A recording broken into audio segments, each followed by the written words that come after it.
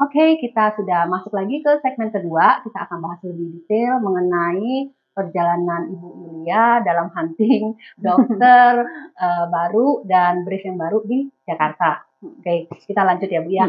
Tadi kan Ibu ke Jakarta, Ibu cari konsul ke dokter Pedi. Dokter Pedi menyarankan untuk ganti brace kan. Nah, terus berarti kan kontrol ulang, di rongsen ulang. Nah, saat itu derajatnya gimana Bu? Waktu derajatnya waktu berpedi itu mungkin tinggal kayak belasan gitu ya. Kayak tinggal ya kayak 12 atau 15 gitu ya. Berarti udah dari pemakaian brace yang 1 tahun tuh udah lumayan Ya, banyak juga ya. Oke, konsul ke dokter Pedi, hasil diagnosanya gimana Bu? Dari dokter Pedi dan saran dari dokternya? Ya tetap sama sih sebenarnya, tetap pakai sampai nanti usianya 17 atau 18 tahun. Lalu nanti ya sama sih tetap pakai brace gitu. Tapi kalau dokter Pedi memang sarankan untuk pakai yang bukaan belakang gitu. Saya awalnya juga ragu, waduh ini gimana caranya ya kalau bukaan belakang. Tapi ternyata namanya anak kecil itu mungkin gampang adaptasi ya. Jadi pakai yang bukaan belakang itu kayak cuman seminggu 2 minggu udah bisa sendiri gitu, ya. udah bisa kenceng banget tuh. Oke. Jadi Ibu bikin brace yang baru di Jakarta, atas rekomendasi dokter Pedi, dan brace-nya itu masih yang Boston, tapi yang sebelumnya bukaan di depan, kali ini bukaannya di belakang ya, belakang. strapnya di belakang. Oke. Awal-awal pakai di belakang dibantu ya Bu ya? Ya awal-awal dibantu. Anaknya, tapi setelah seminggu dia udah bisa sendiri ya. Malah kalau dia pakai kenceng, lebih kenceng banget gitu. Kenceng ya. Berarti nggak ada masalah ya mau buka belakang pun ya. Dan dari segi kenyamanan gimana Bu untuk anaknya, masalah tidur? Kalau nyaman dia suka banget yang belakang. Oh, gitu. Karena bagian dadanya kan nggak ada yang kayak neken gitu kan. Jadi dia nafasnya bisa lega gitu. Lebih lega. Ya. Jadi ada perbedaan ya. Ya, dia suka banget yang bukaan belakang itu. Oke. Berarti kenyamanannya untuk brace ini tercapai. Jadi anaknya malah lebih seneng ya. Karena kan kasihan ya pakai 23 jam terus kalau nggak nyaman ya kan, bagaimana rasanya brace yang keras dan panas ya. Jadi oke. Terus selama pakai brace ini Bu, putri Ibu ada lakukan olahraga apa lagi nggak selama? Banyak sih. Jadi putri saya pokoknya saya setiap hari haruskan dia olahraga. Jadi olahraganya bervariasi. Waktu awal terdiagnosa itu saya suruh dia latihan squat. Saya ikutkan terapi squat.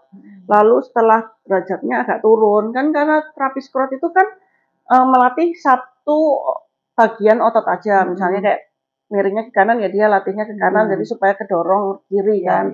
Tapi karena derajatnya sudah semakin membaik, saya cari olahraga yang keseimbangan. Jadi kayak berenang, pilates, kalistenik gitu. Itu berarti seminggu berapa kali Bu? Seminggu 7 kali. Setiap hari harus olahraga. Jadi ya memang harus ada yang dikorbanin. Misalnya temennya yang lain bisa les matematika lah, les apa. Anak saya nggak les gitu. Anak saya olahraga.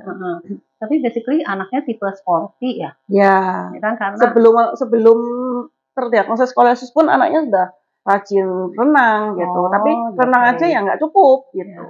Renang aja nggak cukup kalau skoliosis ya, kalau menurut saya.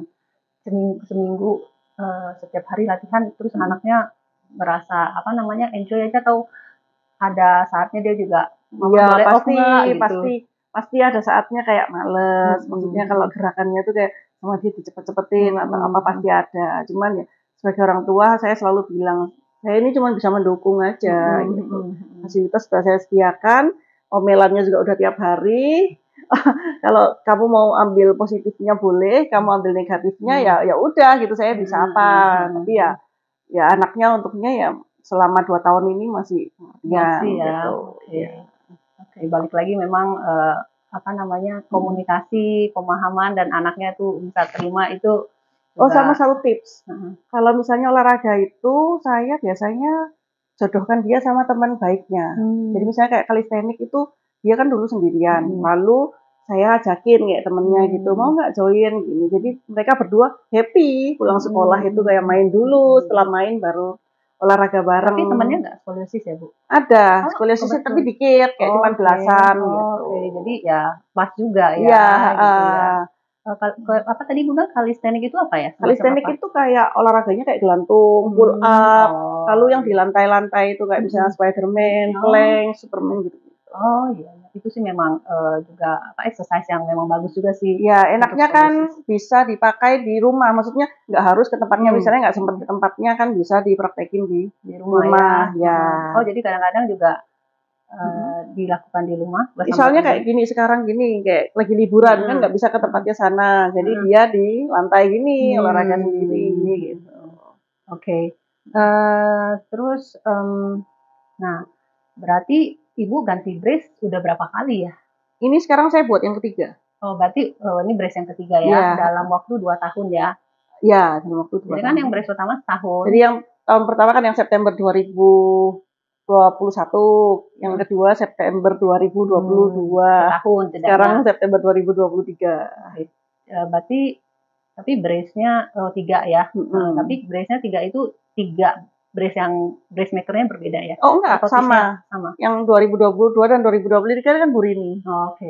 Oh, yang di Surabaya itu aja yang beda Ya, ya. ya. Oke. Oke, Ibu berarti putrinya dari awal kan 10 tahun ya. Sekarang 12 tahun. Berarti saat pakai brace itu apakah sudah mens? Belum. Oh, belum Sampai mens. sekarang belum mens. Sampai sekarang belum mens ya. Oke, berarti ini memang harus sangat hati-hati Iya, karena betul. akan progresif ya. 1 tahun sebelum mens dan 1 tahun setelah mens. Tapi setidaknya Ibu udah ada pengalaman memakai brace, dan anaknya udah biasa, jadi nggak akan ada kendala yang bagaimana ya. Oke. Berarti sekarang ini Ibu pakai brace yang di Jakarta, yang buat di Jakarta itu dengan Ibu Rini ya. Berarti ini sekarang kan brace yang kedua. Berarti yang dari Jakarta itu setelah pakai brace itu ada penurunan berapa derajat? Yang terakhir ini rongsernya tinggal 1,3 derajat sih. Ya, udah almost hampir 0 ya. Jarang-jarang banget loh. Dari awal 36, sekarang tinggal 1 derajat, 1,3 derajat. Sebelumnya Bu, berarti kan yang di Jakarta kan berarti ini brace yang kedua. Nah, sebelum itu kan ada rongser lagi ya. Rongsernya itu waktu itu kayak 5 derajat gitu kali ya. Memang udah di bawah 10 juga. Oh, oke. Jadi waktu bikin itu pertama belasan, yang di Jakarta ini lalu jadi yang Oke, berarti yang di Surabaya itu kan belasan Ibu bilang. Terus yang di Jakarta brace yang pertama itu kurang dari 10, sekitar 5. Nanti mungkin kita akan share ya hasil rongsernya, nanti kita akan tampilkan. Dan yang terakhir ini yang baru kontrol berarti tinggal 1,3 derajat. Yaitu sebenarnya kalau di bawah 10 derajat sih biasanya sudah tidak dianggap skoliosis. Tapi memang karena ini awalnya skoliosis ya, ini mesti benar-benar dijaga dengan baik ya. Oke, berarti akan pakai sampai berapa lama lagi nih Bu kata dokter? Karena kan udah hampir 0 kan? Apakah dokter bilang, oh udah hampir nih nggak usah pakai brace misalnya, atau durasi pemakaian udah nggak usah 23 jam? Soalnya kan itu saya kan nggak ketemu sama dokternya lagi, tapi ya saya sudah bilang ke dia kalau harus pakai sampai umur 18 tahun. Dokter bilang sampai 18 tahun? Yang tempo hari yang 6 bulan yang lalu ya dia bilangnya sampai 17 atau 18 tahun. Tapi ya nanti mulai di-weaning gitu. Tapi saya bilang ke dia kalau bisa ya ngapain gitu. Kalau bisa ya nggak apa-apa. Kalau misalnya kan toh dia setiap hari Sabtu kalau pergi sama temennya kan aku bolehin lepas memang kayak beberapa jam gitu. Oke, jadi sekarang ini apakah masih 23 jam Bu dengan kondisi derajatnya udah masih. Oh, masih tiap hari masih pakai 23 jam. Masih. Cuman bisa cheating-nya sesekali hari kalau Sabtu. Ya, soalnya anak sekarang sukanya pakai crop top gitu kan juga. Ya kasihan lah gitu. Oke, terus di rumah berarti juga sering tadi latihan pull up apa? Tiap pulang sekolah harus ya. Oke, berarti selama latihan tuh Ibu selalu temenin atau? Oh enggak ya? Oh dia. Kecuali kalau renang ditemenin sama papahnya, sama papahnya juga renang. Oh gitu, berarti ya itu salah satu faktor penting sih supaya anak tuh kadang-kadang kalau disuruh sendirian tuh agak susah deh. Kalau ada yang nemenin tuh akan lebih semangat gitu loh. Itu makanya saya carikan teman itu. Tapi ya di rumah udah nggak perlu dikontrol ya, misalnya kayak gelantungan atau spider. Oh dia udah bisa sendiri sih, lalu dia juga kadang di timer sama dia. Jadi Ibu udah percayakan ke anaknya ya, dia udah manage sendiri ya. Iya, daripada nanti saya jadi kayak satpam gitu, lalu dia nggak nyaman juga. jadinya malah apalagi kalau usia-usia segini kan hormonnya naik turun perempuan gitu nanti malah. Tapi anaknya sih memang luar biasa loh ya. Jarang juga maksudnya anak yang kadang-kadang kita udah kasih tahu latihan, kadang-kadang belum tentu juga gitu loh ya. Tapi ini anaknya kayaknya cukup dewasa ya, walaupun usianya masih muda ya. Amin. Oke.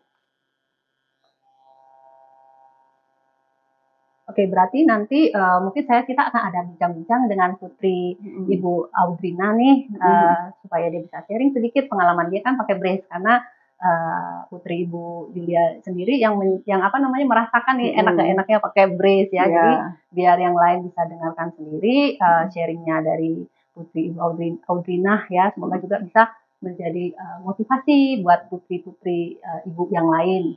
Oke, saya sambung sedikit lagi Bu. Berarti kalau menurut Ibu nih ya kan, udah 2 tahun pakai brace, faktor terpenting menurut Ibu nih, ini kan berhasil nih, bracing-nya berhasil selama 2 tahun dari 36 sekarang udah tinggal 1 derajatan. Nah menurut Ibu keberhasilan itu dikarenakan apa Bu? Ya itu faktornya seperti yang anggota ISU bilang, penambahan tinggi badan. Jadi dia itu dari 142 sekarang 164. Jadi naik 22 cm dalam waktu 2 tahun. Lalu olahraga, penguatan otot itu sangat penting. Karena ada juga teman saya itu, jadi dia itu anaknya agak malas pakai brace, jadi pakainya nggak 23 jam. Tapi olahraganya, waduh niat banget. Jadi anaknya juga membaik gitu. Itu penting banget, olahraga itu penting banget. Sangat amat penting. Jadi mungkin Kak Susan juga tekankan kenapa olahraga itu sangat penting gitu ya untuk yang lagi terapi brace. Karena kalau pakai brace 23 jam gitu kan badannya ditopang ya, kayak disanggah gitu kan. Jadi begitu kalau dibuka itu kayak istilahnya apa sih lah tuh? Kayak ambiar gitu karena nggak ada yang nopang. Jadi kan jadi males tuh ototnya jadi lemah gitu. Jadi itu sebabnya perlu adanya olahraga penguatan otot gitu supaya pada saat nanti brace-nya dilepas itu ototnya tetap kuat gitu loh. Bahkan anak saya ini kan ototnya udah jadi semua, perut udah six pack lah, udah keras.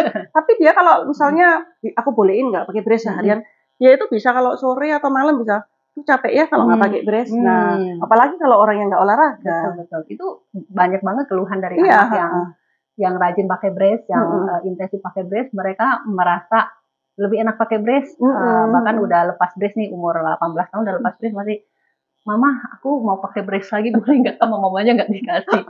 Oke, itu salah satunya putrinya Kak Flo kan. Mama, kamu pakai brace kan udah 18 tahun gitu kan. Karena dia mungkin udah merasa ini ya nyaman banget gitu. Nggak pakai brace dia merasa ada yang hilang gitu. Ya, jadi itu penting banget sih ya, harus olahraga. Karena kalau nggak olahraga ya gimana, sanggahannya udah dicabut gitu kan. Jadi karena banyak sekali yang pakai brace bikinnya dengan hanya brace saja udah cukup. Padahal saya bilang nggak bisa, harus berkesinambungan dua itu. Jadi mungkin sekalian Kak Susan sharing ya, faktor tadi kan udah disampaikan sama Ibu Yulia, faktor penentu keberhasilan brace. Jadi kita juga pernah seminar ISD dengan Dr. Pedi. Jadi Kak Susan ulang lagi beberapa yang pernah disampaikan oleh Dr. Spine, faktor penentu keberhasilan brace. Salah satu ada 8 sih kalau menurut Dr. Pedi ya. Lama pemakaian. Jadi minimal 23 jam. Dan hanya dilepas pada saat mandi dan olahraga. Ya kan? Dan ini benar udah dijalankan sama putrinya Bu Yulia, udah terpenuhi ya, satu ya kan. Kedua, koreksiin brace-nya minimal 30%. Jadi pada saat brace-nya dipakai, di rongsen itu ada koreksi minimal 30%. Nah, Ibu Yulia tadi brace-nya itu ada koreksi bahkan 50%. 36 ke awalnya 17 ya kan. Jadi itu juga salah satu poin ya, faktor penentu keberhasilan brace. Yang ketiga, puncak pertumbuhan yaitu atau kematangan tulang. Jadi brace ini sering memang ada edukasi yang kan kurang tepat di sosial media bahwa brace itu bisa umur berapa aja dipakai. Bahkan yang udah umur 20-an, 30-an sebetulnya itu udah nggak efektif karena tulangnya itu udah matang gitu loh. Nah, Ibu Yulia itu putrinya bisa ada maksudnya perkembangan yang baik karena masih masa pertumbuhan, ada pertambahan tinggi yang cukup signifikan. Jadi dengan memakai brace itu bisa membantu. Tapi kalau udah nggak ada pertambahan tinggi, tulangnya sudah di reser tempat, itu kan udah keras dan tidak akan bertambah tinggi lagi, itu udah tidak udah nggak efisien sih ya brace-nya. Oke, selanjutnya fleksibilitas tulang punggung. Nah, itu juga faktor penentu lokasi kurva. Lokasi kurva juga penting banget ya. Jadi tadi lupa tanya, kalau Bu Yulia, si putri ibu lokasi kurvanya banyak di torak atau di lumbar? Di torak ya, di Torakal atas, ya, di atas ya. yang Oke, atas. di torakal ya. Dan saya dengar memang kalau yang atas lebih sukar ya daripada yang bawah ya. Jadi itu juga salah satu yang penting sih, Ya. karena biasanya tuh ada yang dari agak atas, mungkin dari vertikal, ada yang dari leher ke torakal, ada yang torakal ke lumbar. Nah itu posisi lokasi kurva itu juga penting sih, bisa mempengaruhi penentu keberhasilan brace. Yang biasanya dari atas banget tuh mendekati leher tuh biasanya lebih bisa bracing sih. Gitu. Atau yang bawah agak di bawah juga kadang-kadang susah. Terus besar sudut. Nah, ini juga kalau tadi kan Bu Yulia putrinya 36 derajat ya awalnya ya. Berarti itu masih masuk di dalam apa namanya? Besar sudut yang biasa disarankan oleh dokter untuk pemakaian brace. Biasanya 20 sampai 45 dokter akan menyarankan untuk memakai brace. Tapi biasanya kalau sudah di atas 45, dokter itu tidak akan menyarankan karena ya tidak efisien. Tapi mungkin ada kalanya ada pertimbangan khusus di atas 45 atau tapi masih bertumbuh, masih pakai brace, masih bertumbuh. Anaknya itu masih kecil, umur 9 tahun, 10 tahun, masih dipakein sama dokter karena ada pertimbangan khusus. Atau ada juga yang lagi progresif untuk ditahan supaya nggak semakin tinggi ya, mungkin sambil nunggu operasi supaya nggak terlalu ini jadi ditahan. Jadi itu juga ya. Terus jenis kelamin dan berat badan juga mempengaruhi kalau menurut dokter pedi ya gitu. Dan tambahan dari Bu Yulia tuh tadi olahraga, penguatan otot. Dan ISD juga setuju dan selalu kita tekankan juga, jangan lupa penguatan otot, jangan lupa penguatan otot ya. Penguatan otot tuh salah satunya yang paling bagus tuh berenang. Selain itu bisa banyak sih gerakan yang pilates juga bisa, kalistenik gitu. Banyak sih penguatan otot dengan yoga juga ada. Cuma yoga ada gerakan-gerakan tertentu yang harus benar-benar dilihat karena nggak semua gerakan yoga itu sesuai dengan kurva anaknya. Kalistenik juga. Jadi kalistenik kan ada yang headstand itu saya nggak mau. Iya. Ya, jadi ada beberapa gerakan itu yang saya bilang ke coachnya untuk jangan lakuin. Ya, atau bending ke belakang. Betul. Jadi ada gerakan-gerakan yang nggak perlu. Kalau anaknya tetap mau olahraga tersebut ya tetap bisa lakukan aja. Tapi mungkin kita kasih ini gerakan ini kalau boleh dikurangin atau jangan dilakukan karena anaknya ada skoliosis. Itu aja dikasih catatan. Dan anak jangan disuruh berhenti olahraga karena skoliosis. Karena justru lebih baik dia olahraga apa aja, yang penting dia ada olahraga daripada dia nggak ada olahraga sama sekali ya. Oke, itu salah satu faktor penentu ya, berarti ada 9. Nanti kalau yang mau tahu lebih detail bisa cek YouTube-nya Indonesia Scoliosis Community, itu ada sharingnya dokter pedi mengenai faktor penentu dan ada penjelasannya di sana ya. Terus tadi kita juga sempat review brace-nya Bu Yulia. Nanti kita lihat ya brace-nya. Ada kan ya Bu ya? Nanti kita kasih lihat brace-nya. Brace yang baik juga menurut dokter spine itu adalah yang koreksiin brace-nya minimal 30%. Terus memperbaiki keseimbangan. Jadi memperbaiki keseimbangan koronal, sagittal, dan keseimbangan bahu. Gitu. Karena ada brace yang dia koreksinya tuh bagus banget. Tapi sampai 60. Ya, tapi bahunya jadi nggak rata, miring. Jadi itu bukan brace yang malah baik. Jadi anaknya nggak pede, nggak mau pakai karena badan. Ya, karena ada tipe brace yang over koreksi. Dia punya konsepnya memang over koreksi. Jadi sampai disangka bisa seperti ini, anaknya kan jadi malah nggak pede, malah nggak mau pakai. Ada anak teman saya kayak gitu ya.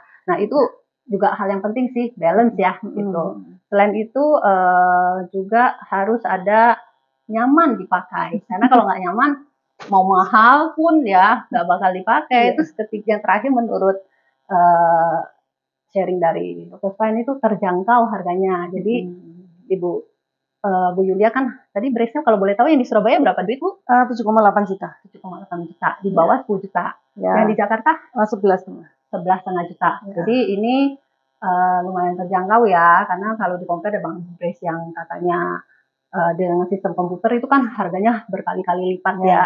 Dan ternyata terbukti kan bahwa walaupun brace-nya itu yang konvensional, tidak dengan pengukuran komputer, asal tadi syarat-syarat brace yang baik terpenuhi, itu ternyata bisa berhasil juga. Ya, nanti ada pembuktiannya ya, karena kita di sini nggak cuma ngomong doang ya. Nanti ada bukti rongsennya, membuktikan bahwa brace-nya nih berhasil nih turunin derajat. Tapi memang bukan cuma faktor brace saja ya, banyak faktor yang mempengaruhi yang tadi kita sharing. Nah, next segmen berikutnya kita akan bincang-bincang dengan putri Ibu Yulia, yaitu Audrina, dan kita juga mau kasih lihat brace yang dipakai itu seperti apa. Oke, stay tune.